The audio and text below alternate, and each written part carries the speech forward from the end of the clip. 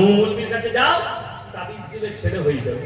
আর আমাদের দেশে এমন এমন বাবা বেরিয়েছে, কেউ কেউ বলছে আমার ছেলে তাবিজে বেটা ছেলে হয়, খোঁজ নিয়ে দেখেছে হারাম করে একটাও বেটা হয়। আমি আসছি, আমি মৌলবী, আমি যখন মৌলবী তখন আমি তাবিজ দেখতে পারবো না? পারবো না? কথা বলে পারবো, কিন্তু চলবে না। এরপর যদি আমাদের তাবিজে মৌলবীদের তাবিজে বেটা ছেলে হয়, তাহলে আমার দুটো মেয়ে কি করে হলো? কথা বুঝতে পারছি। পঞ্চায়েত গুলো কাদের দখলে হতো? মৌলবীদের। তাবিজে বেটা ছেলে হলে পঞ্চায়েত গুলো তোমরা প্রধান হতে না, মৌলবীরা হতো। 4টা বিয়ে করা যায়, 4টা বিয়ে করো, বছরে একটা করে ছেলে, 10 বছরে 4 দশে কত? 40টা। 40টা লাঠির জোর আমার। আবার পঞ্চায়েত কে পাবে? কথা বুঝতে পারেন? কোরআন শুনে নেন, সূরা আল-ইমরান। কোন সূরা বললাম? কোন সূরা বললাম? 3 পারা, সূরা আল-ইমরান। ওয়াল্লাযী ইউসাউমিরুকুম ফিল আরহামি কাইফা ইয়াশা, লা ইলাহা ইল্লা হুয়াল আজিজুল হাকীম। কেমন নবী বলে দাও, মায়ের গর্ভে বাচ্চা দান করি আমি আল্লাহ, আমার ইচ্ছা মতো, আমি কারো পরামর্শে কাজ করি না। সুবহানাল্লাহ। আল্লাহ নিজে বলছেন, হে নবী বলে দাও আমি কারো পরামর্শে কাজ করি না, আমি ইচ্ছা মতো ছেড়ে দান করি, অন্ধ বধির বুবা কাজ করি না। বড় কষ্ট লাগে, দুঃখ লাগে। আমাদের দেশের মায়েদের এমন এমন আকীদা আছে যে আকীদার দ্বারা শিরক হয় এবং ঈমান ধ্বংস হয়ে যায়। বলি সাহেব আমার বিয়ে পড়াতে হবে, আমরা যাবো, কিন্তু শর্ত হচ্ছে মসজিদের ভেতরে পড়াবো, প্যান্ডেলে হবে না, লোকজন থাকবে হবে না, ক্যামেরা চলবে হবে না, মসজিদের ভেতরে। বলে ঠিক আছে। তো আমি গাড়ি নিয়ে যাচ্ছি, একটা বাজারে দাঁড়ালো, দুটো ডাব কিনেছে। ডাব জানেন তো? ডাব মুখগুলো কেটে নিয়েছে। আমি এই দুটো কি করবি?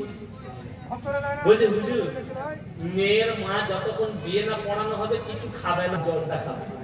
তোর বীজ মারছে আমার গাড়িতে। ড্রাইভারকে বললাম পেছন থেকে স্কুল ড্রাইভারটা বার কর, কিছু দূর গিয়ে দাঁড়ালাম, দুটোই ডাবের পানি খেয়ে দিল। তারপর গিয়ে বিয়ে পড়ানো হয়েছে, ও এসে এখন খুঁজছে ডাব দুটো কোথায়। আমার ড্রাইভার বলে হুজুর খেয়ে দিয়েছেন। সে আমার বলে হুজুর খেয়ে দিয়েছেন। আমি বললাম ওইটা যদি না খেতাম আজকে আমার এখানে বিয়ে পড়ানোর কারণে আপনার কাছে পাপী হতাম। এই শিরক গুলো তোমরা মারো না। একটা বড় বেদাত আর কিছু নেই। এক তো যদি নানি কেউ থাকে বললে যে আমার নাতনির বিয়ে হচ্ছে, আমি হাজতের একটা রোজা রাখবো, নফল রোজা রাখা যায়, কোনো অসুবিধা নেই। কিন্তু যদি বলে যতক্ষণ না বিয়ে পড়ানো হবে ততক্ষণ খাওয়া যাবে না। যেমন আমাদের ছেলেরা দেখবেন এমনি এক ওয়াক্তের নামাজ পড়ে না, এক ওয়াক্তের নামাজ নয়, কোন ওয়াক্তের, কিন্তু বিয়ে করতে গিয়ে তোমার নানি শিখিয়ে দিয়েছে বা মসজিদে গিয়ে 2 রাকাত নামাজ পড়ি। গ্রামে ঢুকে সে এখন প্যান্ডেলে গিয়ে নাস্তা করা বাদ দিয়ে বলছে মসজিদটা কোথায়। এরা দেখছে হ্যাঁ গো, ছেলে তো বিরাট নেককার ছেলে, নামাজি, মসজিদ খুঁজছে, ফজর শুরু করে 2 রাকাত নামাজের নিয়ম করেছে। কি বলেন? সূরা ফাতিহা কিচ্ছু জানে না, খালি মাথাটা ঠুকে দিল। আর গ্রামের লোক বলছে যাহাতা, এ তো ইমানদার জামাই পেয়েছে রে। তারপরে যখন জোহরের আজান হয়েছে আর নামাজ নয়, কে বুঝাবে সমাজকে? আমাদের মুর্শিদাবাদের রেজিনগরের একটা ছেলে ফোন করে বলছে হুজুর আমাবস্যার রাতে কি বিয়ে করা যাবে? আমি বললাম মোটেই করিস না রে, কালো ছেলে। কি বলবো তাকে? কোরআনে নাই, হাদিসে নাই, কুত্থাও নাই, শরীয়তে নাই। যেদিনে পারবে সেদিনে বিয়ে করো। আমি নিজে আমাবস্যার রাতে বিয়ে করেছি। কি হয়েছে? কি হয়েছে? কার কথা? বেদাতীদের কথা।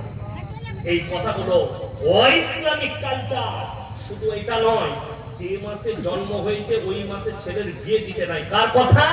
শিরকি ভাষা। আল্লাহর কাছে সব দিনটাই ভালো, সব দিনটাই সমান। আপনার ছেলে বোম্বেতে থাকে, কেরালায় থাকে, বাড়ি এসছে, আপনার মনে মনে হলো ঈদের পরে